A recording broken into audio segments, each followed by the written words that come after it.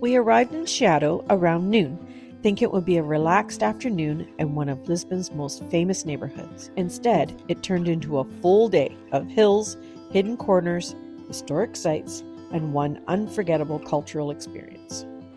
From the world's oldest operating bookstore to a roofless church in the heart of the city, Chiado kept giving us reasons to stay, and by 5:30, the perfect ending was still waiting.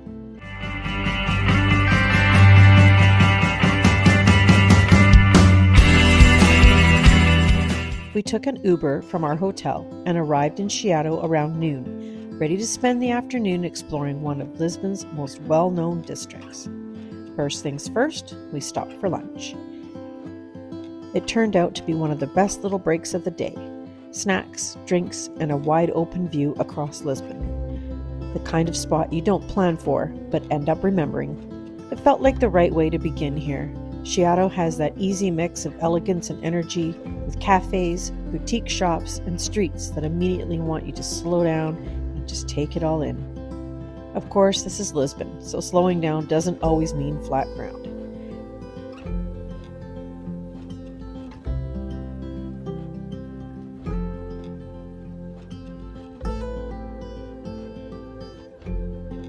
Even after spending 4 full days in the city, we still underestimated the hills. Chiado had us walking up, down, and back up again, but that's part of what makes it memorable. Every corner feels different. One minute you're on a quiet street, the next you're in the middle of a lively square, with street performers, cafes, and people just soaking it all in.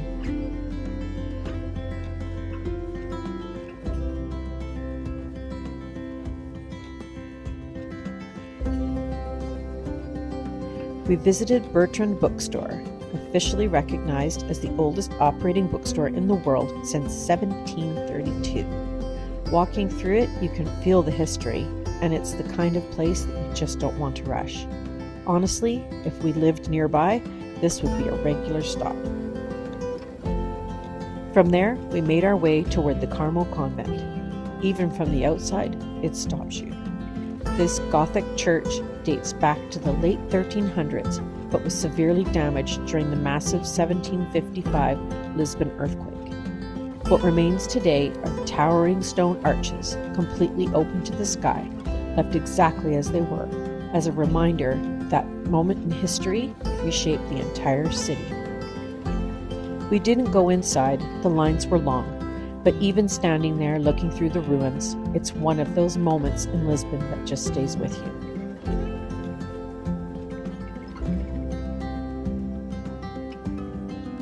From there, we continued exploring, taking in the cafes, the boutique shops, and the overall atmosphere. Chiado feels polished, but still authentic, blending historic Lisbon with a slightly more modern creative edge.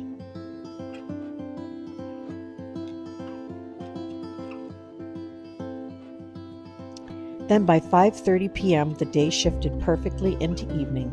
We found where the theater was and discovered a bakery where we had croissants and a cold drink before a show. We attended Fado in Chiado, a performance that's been running for over 17 years. The setup is simple: 2 vocalists, an acoustic guitar, and a traditional Portuguese guitar, but the sound fills the room in a way that's hard to describe.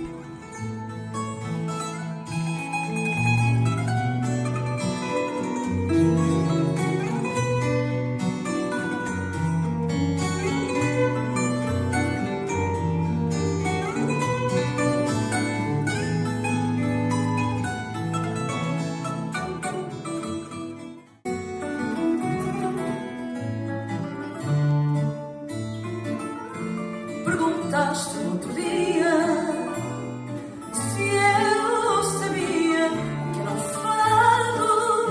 Eu disse que não sabia. Tu ficaste admirado, sem saber o que dizia. Eu menti naquela hora e disse que não sabia. Mas vou te dizer agora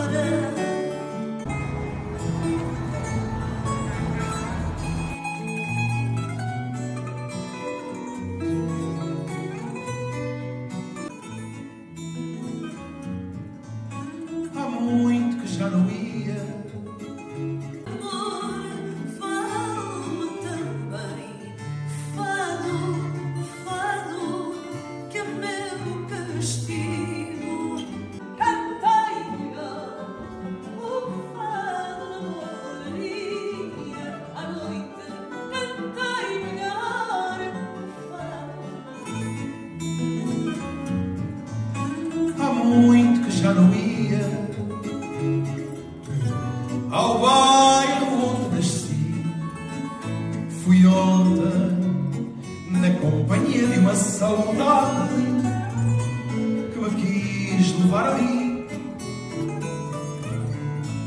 Levou-me à rua onde não estivesse em meu lado.